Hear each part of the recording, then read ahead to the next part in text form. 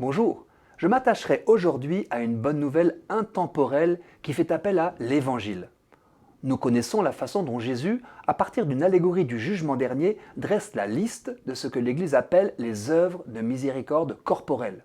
Le roi récompense ceux qui l'ont, dit-il, accueilli, vêtu, nourri, abreuvé, visité ou soigné.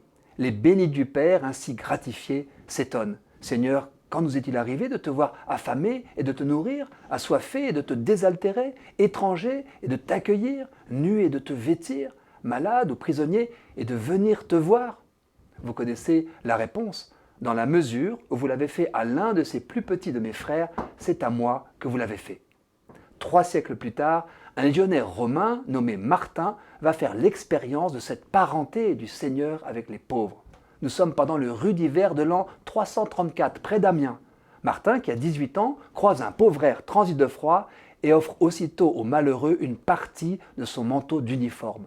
Non pas la partie extérieure, la cape, qui était fournie par l'empereur et ne lui appartenait donc pas, mais la doublure, la pièce chaude qu'il avait ajoutée, comme ses camarades. Or voilà que la nuit suivante, Jésus lui apparaît en songe avec sur le dos le manteau qu'il avait donné aux pauvres et qu'il l'entend s'adresser à des anges. Martin, qui n'est que catéchumène, m'a donné son manteau. Le geste de Martin restera gravé dans la mémoire populaire. Savez-vous que le mot chapelle vient de là? Après la mort du grand saint, sa cape de légionnaire, la partie qu'il avait gardée, a en effet été exposée dans un édifice qui a fini par s'appeler du nom de la relique, cap ou capella en italien, d'où chapelle. Grâce à Martin, nous avons surtout la confirmation de l'identification du Seigneur aux pauvres, au point que les servir, c'est le servir. Le constat ne signifie pas pour autant qu'on doive idolâtrer les pauvres. Il ne faut pas non plus les essentialiser en ne voyant en leur présence que l'opportunité de servir le Christ.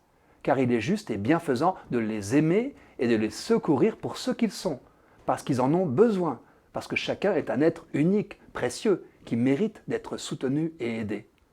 Au début de l'association à bras ouverts, le chapitre 25 de Saint Matthieu provoquait des débats. Avions-nous l'impression de tenir le Seigneur dans nos bras quand nous prenions soin d'un enfant porteur de polyhandicap? N'y avait-il pas là le risque de nier son identité, sa valeur intrinsèque? Réaliser que nous partagions avec lui une joie authentique et même intense, que passer du temps avec nos jeunes amis nous rendait heureux, nous a rassurés. Quelle joie avec les pauvres! Après l'onction de Béthanie, vous savez, quand une femme casse un vase de parfum pour le répandre sur Jésus, certains se montrent choqués par ce gaspillage d'argent qu'on aurait pu donner aux pauvres. Jésus valide le geste, puis ajoute « Des pauvres, vous en aurez toujours ». J'y vois une promesse de joie ici-bas. Cela n'enlève rien à l'appel que toute misère fait retentir dans nos consciences, mais je ne peux pas m'empêcher de recevoir cette prophétie divine « Des pauvres, vous en aurez toujours » comme une bonne nouvelle.